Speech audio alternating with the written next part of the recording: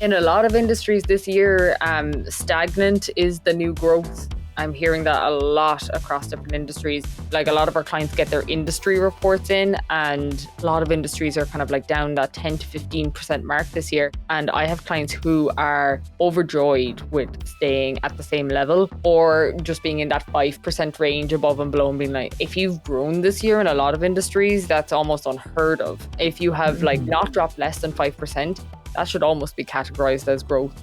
Hi, my name is Judie Russell and I'm a video trainer and producer with the Vid Academy. Hi, my name is Sian Horn and I am a business and marketing mentor. I teach businesses what they need to know to stay in business. Also the founder of the Club Women's Network and Elite Pilates and bbell.com.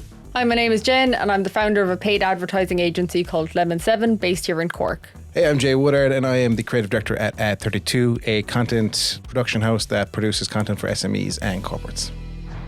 This episode is brought to you by Ad32. We specialize in photography and videography, so if you have a story to tell, we are the ones to tell it for you. So do reach out to us at ad32.ie and we can get started on your pre-production today. Hey guys, welcome back to another episode. This week I am hosting. This week we are all talking about finishing strong, finishing the year strong. We talked about Christmas, we talked about just getting everything, campaigns ready, and this episode we're going to talk about ending the year strong. Before we do start, I want you to look at your phone, wherever you're listening, click subscribe, click follow, leave a review. It really helps us, so we really appreciate it up front. Judie, you're just back from the beach. Sand is still in your hair, I can see it. You're saying here, now is the best time to have the conversation about finishing strong. Going into the next, what is it? I saw a thing, is it 20 Fridays to Christmas? 25 Fridays to Christmas or something? Going into the next Q, and we're going to Q4, are we? Or end of Q3? End of Q3 into Q4. What are the thoughts? What are the feelings? How's the year been so far?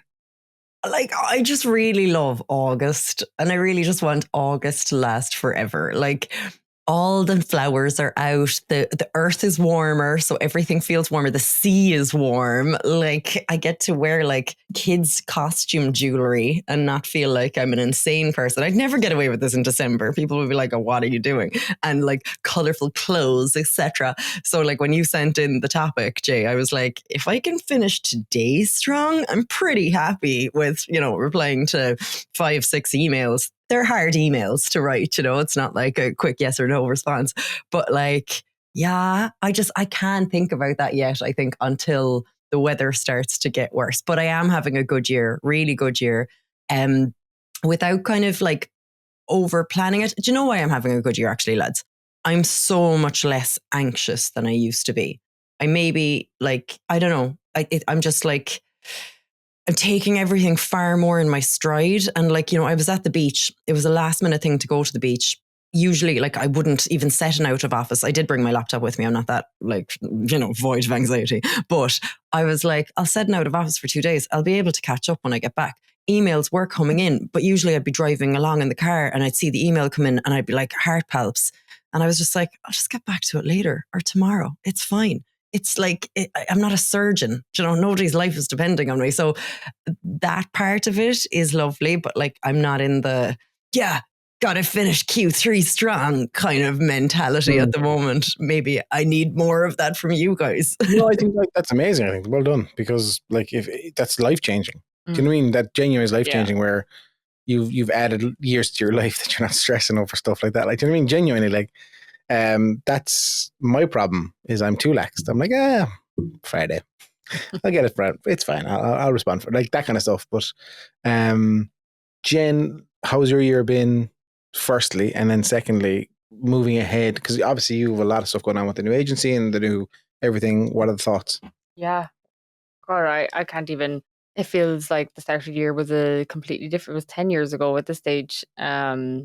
Huge amount has changed. I would say absolutely everything in my life has changed since January of this year. I live somewhere new. I kind of more or less work somewhere new. Everything is kind of in a different place to where it was in January. But yeah, I feel the same as Judie. I don't do surgery, and I need to remember that sometimes. And it's funny, like, chatting to my partner who does do like veterinary surgery, which isn't human either. But like sometimes I'm like, Oh yeah, that is way more important than that landing page that's spinning around in the back of my head, and that little bit of context sometimes is really helpful to think about because yeah, we don't do surgery. But the goals I had at the start of the year seem to have been changing every single month as a result of that because I didn't really know until kind of that May, June time what the rest of the year was going to look like for me. So that's where it kind of started. And I feel like I'm only just getting the start of the rest of my year, like the proper starting point where I can adjust to my own goals from here on out. But I can't wait for August to end. I am all about autumn. I cannot wait for my long coats to come back. I just want to be strolling through the city with like a little hot chocolate with a little bit of cinnamon on top and feeling cozy. I find it frustrating because, and Jen has helped me. I've been doing some campaigns about just getting new leads in and stuff on paid ads and paid media and stuff. But the amount of out of offices in July and It's August, crazy. it's quite tough. Like, but obviously my job and like our job, Judie, Jen, I don't think, I don't know, I could be wrong. I don't know if it's attribute to, but I find it's a lot of, we are very up and down. Do you find that with your business, or are you kind of steady? Because obviously we have projects that up and down, or. Yeah, but I'm really lucky with my retainer options. Yeah, Mm. I have I have 3 retainers as well, and that I'm very lucky with that as well. But Judy, are you very up and down as well? I have no retainers. Like, I do. I have clients that keep coming back to me, but like, I've no one on a you pay me this at the end of kind of the month kind of thing. But like, I've a long project, a half an hour documentary style, and that's kind of like, on the days where I'm kind of slow, I'm like, okay, I'll jump on that kind of thing. So that's kind of buffering the rest out. But I was walking along the beach with my best friend Julie, who I've been working with for years, and she was like, "How's everything going?" She's like, "You seem fine," and I was like, "I am fine." And I was like, I suppose the reason I'm fine is because I'm just so much better at this than I used to be. Like, I'm so much better at planning videos that there's no, like, nobody's getting back to me going, "Oh, looks different than we imagined," or anything like that. Like, I have the system down. And those days where I'm like, maybe I should become an author and, start a completely new career and stuff like that. I'm just like, you're really good at this. Stop thinking that you need to be doing something else. Keep doing this, and just make it a little bit easier on yourself so that you enjoy it and you're not getting like major, like that's my biggest thing, is trying to not be anxious, because we're so privileged in the life that we lead, in the time that we're born in. And like, I just feel like we ruin that by just making stuff so much bigger in our heads than it needs to be. But then there is the effect of people trying to do that to you. And we've talked about bad clients, and they do try to wake you up on the day where you're like, everything's happy, I'm not getting anxious. And they're like, I'm anxious, and now I need you to be anxious. And then I suppose that's a different level then, is going, no, I'm not taking that on. So yeah, I know I'm kind of, it's different than the initial questions and stuff, but I'm always with the philosophical kind of points. I know a girl who deals with clients, and she has designated days for that client. So let's say Tuesday is Judy's day and Vid Academy. If you email her on a Thursday, she won't get back to you till Tuesday, because that's your day. She's a full day dedicated to you. And it's obviously discussed going into the arrangement that that's your day. You have me all that day. Any questions, any concerns like that. And it seems to work for her. Like, minimum, she has 5 retainer clients that each get a day. Do you know what I mean? Yeah. But I don't know if I like that, to be honest. I like to get a response at some stage more than a week. Like, if I have an issue and I email you Wednesday morning, I'm not getting a response for a week, Especially but also, if you wake up on Tuesday and you're like, I really don't want to work on Jay's project today, I'm really motivated to work on Jen's. And then you're like, oh, Jay, now I have to, like, we have a lovely ability to be able to kind of balance that out, like productive procrastination, which is my whole strategy. I'm like, I can't think about Jen's project now. I'm going to go to Jay's for an hour. Okay. And then at least I'm getting something done. Yeah. Is there any major projects that you're looking forward to this year that's coming up, Jen, we'll say? Well, I'm about to, Christmas campaigns are launching.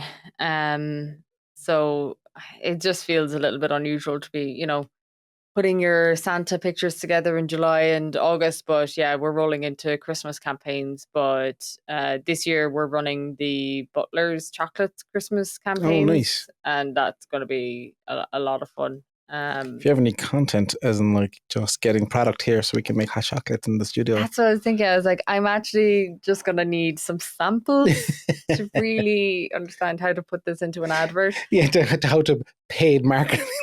I need chocolate in my mouth. I'm surprised that I don't get more free stuff from clients to like make ads the same way you get stuff to like make the videos, but I suppose like to experience it. But I do get some great discount codes. So to be fair, a lot of the time we have to send the stuff back. Yeah. There's very rare occasions we get to keep them. I remember doing a shoot for Bite Size, one of my clients here, and it was Christmas last year, and they had there was 40 canopies, they had gingerbread men, like boxes of all their goods and treats. And myself, Killian and Lee were just downstairs after, just like eating away. Like there was so much left. We're like, it was good. That's the proper joys of it all. I love it. Is there the Take 9 Stone? Do you know, in a lot of companies they have where if you join the company you inevitably put on a stone because of the treats. 100%. And I think that's an office thing, isn't it? If you're in an office, there's always someone's birthday, there's always someone's sweet, there's always someone celebrating. Yeah. It's class, to be fair. And though. even the other project I'm looking forward to as well is the one that we might all potentially be doing together as things kind of pan out through September, which will be an interesting, that could be cool. Interesting one to look at. The first time we'll kind of all collaborate on one thing, which is pretty cool. Have we explained this on the podcast, or was this a sidebar? No, we haven't. But you feel free to. Yeah, Jen sent us all an email which was lovely, and it was like, how about all of us work together as a collaboration? And then a client comes to our collaboration and it's like, okay, here's Judie for this, Jay for this, Jen for this, and Shan for this, and then Aoife obviously, and we all give you the super service at the end of it using all of our goals. And I was like, I love this idea. So we're kind of rolling it out with we're testing it on a client and seeing how it goes and stuff. So that's really fun. Should be class. Yeah. You said something there, Judie, about stay in your lane. You're good at this. You've knocked it down. You're happy to keep going on what you're doing. You've kind of get your things in motion.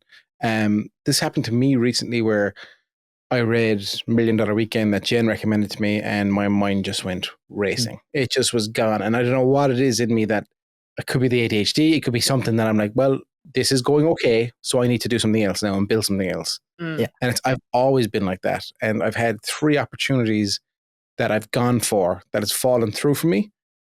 And was one of them, I'm trying to think that was any of them my problem. Actually, I think it wasn't my issue why it fell through in the scenario of one person wasn't available to do it, one property fell through, this kind of stuff. It wasn't major things like that, but it keep coming back to stick what you're doing. Yeah. Build what you're doing well, it's doing good, you've good clients.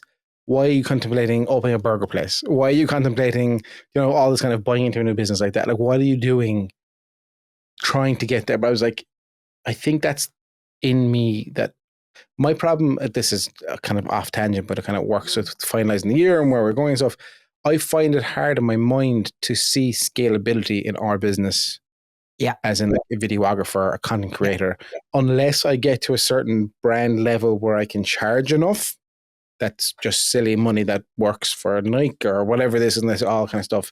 But I'm 4 years off 40. This is my mentality that I should have something else locked in the bank. I should be doing more, earning more. So these are always playing in my mind, I have that too. And I think even when you reach that level, you're still always trying to get, it's not like an employer is paying you at the end of every month. You still have to constantly be motivating yourself and stuff like that. So instead of thinking of what else should I be doing, I'm more in the kind of thing of what don't I like doing.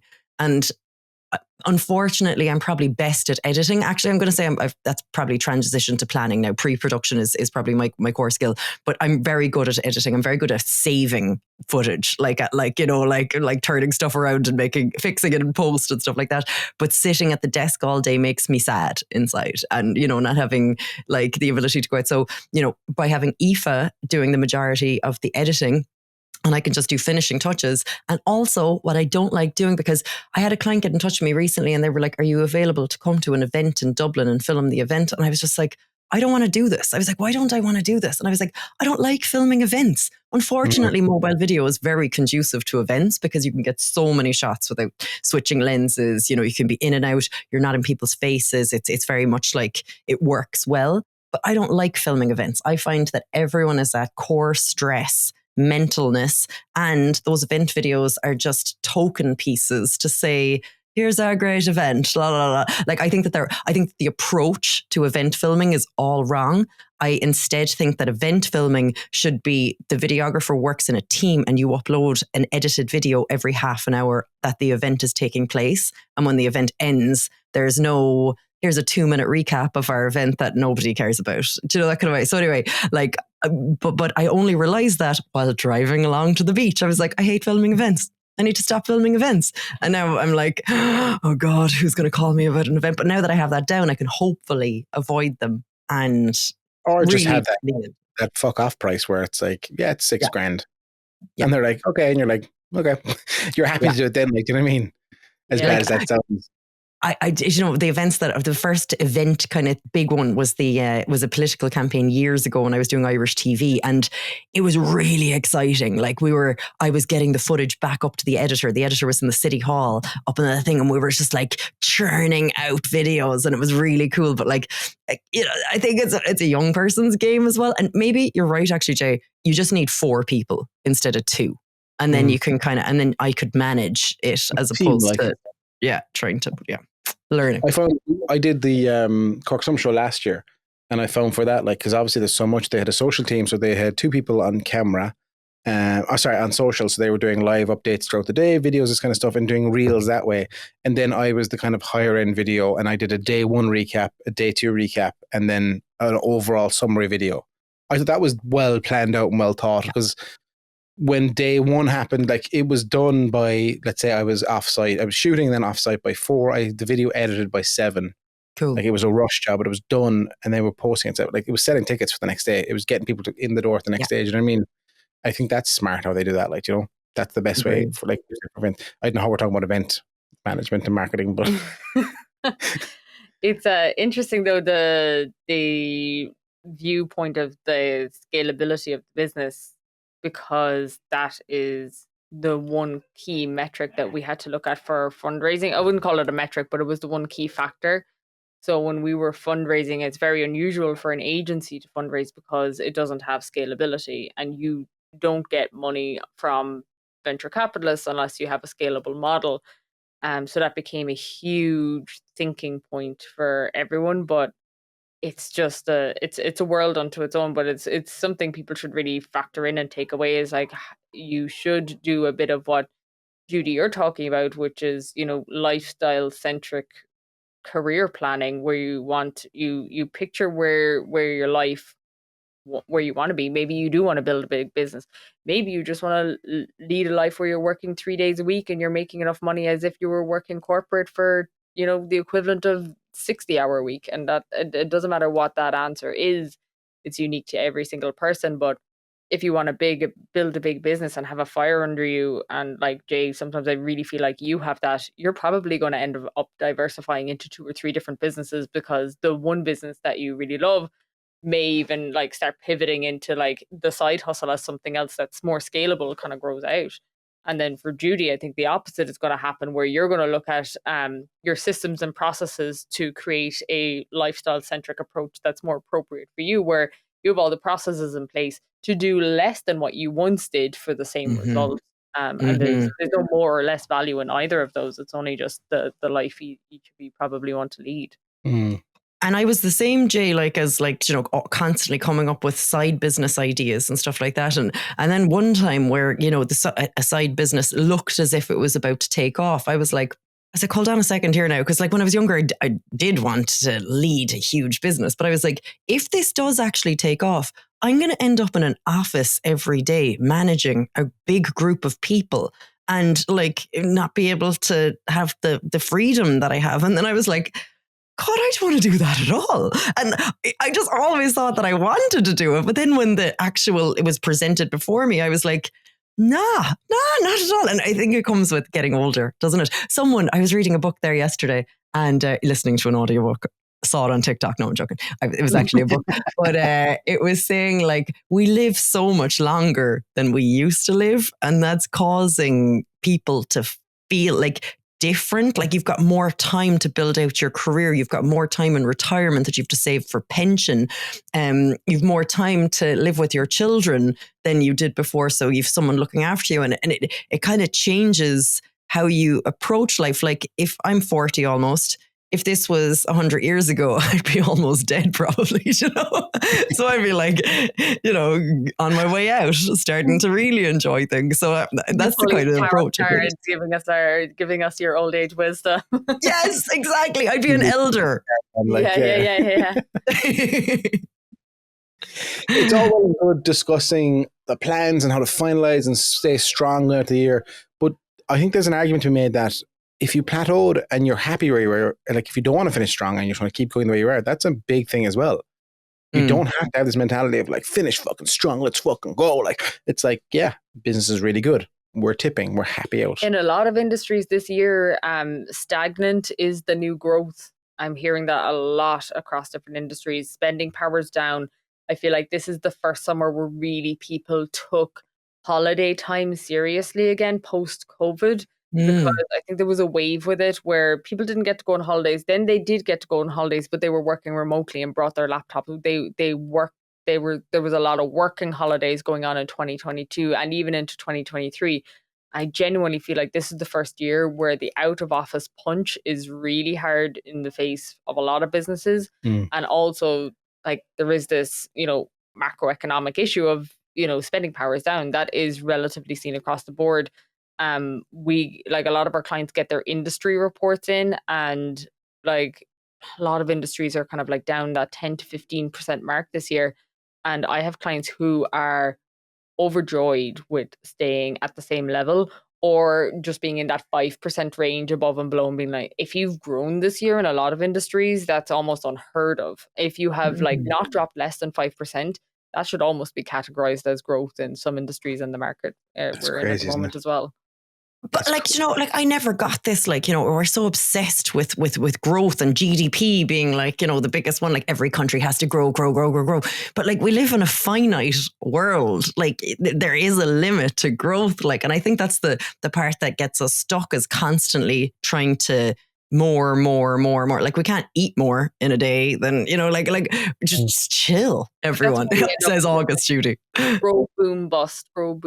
And life is just a cycle of you know, growing to a point where the market can't deal with that growth, and then that bubble bursts. And you know, we saw it in 2008, the housing crisis. We saw it, and we saw it in 2022 with the startup market in the US. I mean, when I was with Velocity Growth, when that hit really hard, we were with Silicon Valley Bank. I was going to say, banks froze and everything. Our banks were, all of our assets were frozen and everything. And that was because the bank went under. The bank went under. Yeah. Now the government pulled them out. There's a really good Instagram account called the Tech Roast Show, where these four guys on stage roast startup companies. They're roasting other tech bros, and it's really funny. But they had one of the Silicon Valley Bank guys up, and they were like roasting him, and your man was like, not a single customer lost a penny. And that's true, we didn't lose a penny off the back of it. And they were like, yeah, but how did your investors fare? And the bank or the government bailed you out. They were really like leaning into him. But that was a really scary week. Is he on stage with them? Like they're oh, class. Yeah, it's very good. That's class. If you're watching this video on YouTube, I'm literally sitting across from Jen. That's why we're kind of making eye contact off the screen. Yeah, it's very hard. Can I also mention another Instagram account that Jen shared with us during the week called John Breaks Bad News? Like I stayed up way too late to watching this. It's just this guy with headphones on and a mic, and he calls people up, like he gets people to submit stuff into his website, and then he calls people and he's like, hi Jay, this is John from John Breaks Bad News. I just want to tell you that, and then just drops a bomb on them, and you're just one of them the other day was like, stole your wallet, and you're like, what? And it's a genuine reaction of people that are like, wait, what? Wait, who's this? What? Who?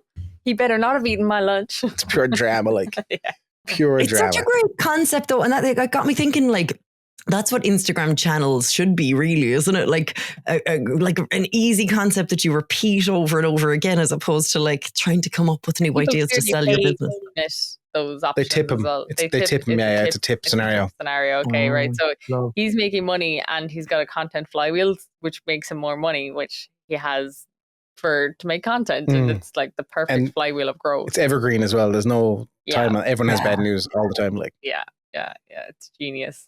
just to go back to your point, Jen, I have a small events company on the side of my thing that I do at the moment. Yeah. I have a few corporate clients, and I got an email. It was about 2 weeks ago. I emailed someone about an event, and they're like, "Hey, PTO till September 2nd. Have a good August." I was like, "Fucking hell, that is class!" Like PTO for August, just gone. Very French. Love. But come here, I genuinely think I'll take the last 2 weeks of July and the first week of August off next year. Yeah, why not? I just think people don't care. No, obviously I'll have my retainer clients and I'll look after them, but like I won't go look for new business. Yeah. I'll maybe work 2 or 3 days in the office and take the rest of the weeks off. Like just go down exploring or whatever as the kids and the family. Like, it's just not worth it. You're like, I just found when I was running campaigns or I was reaching out to people, I was getting so like I don't know if this happens to you, Judie, we're like, well, I need new business. I need it. There's nothing happening. I need new business. Like yesterday morning or Monday morning, I spent like 4 hours cold emailing like 13 people, 14, 20 people, whatever it was, like just saying, hey, blah, blah, blah, blah, blah. It's the panic, I think, as an entrepreneur, as a self-employed person. It's funny though, you'll never get business. You never get business when you're feeling the panic. And then as soon as you put the pen down, it's like, hello, are you still there? Yeah, when you're busy and you're like, oh, yeah, okay, fine. Yeah.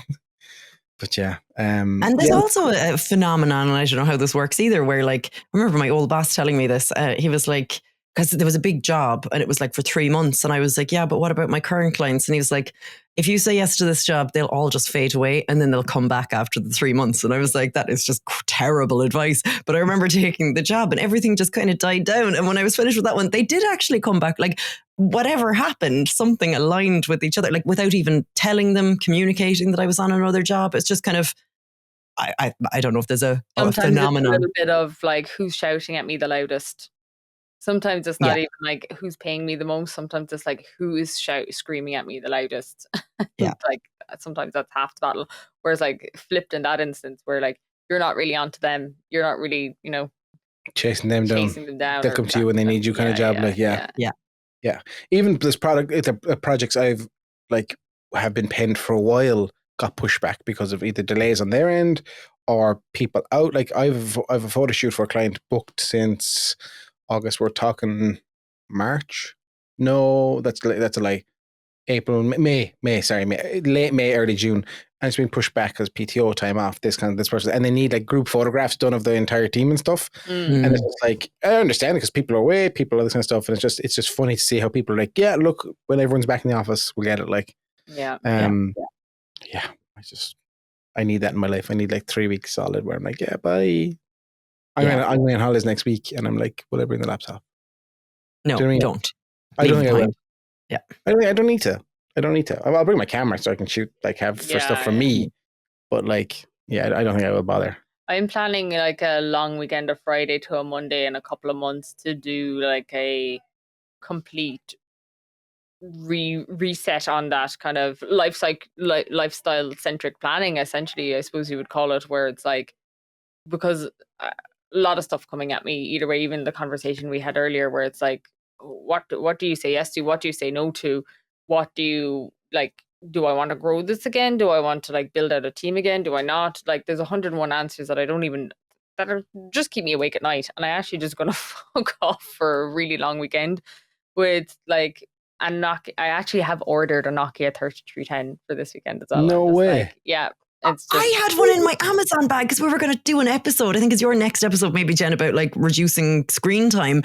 And I really send me the link, will you? And I'll get the same one. Is it colored?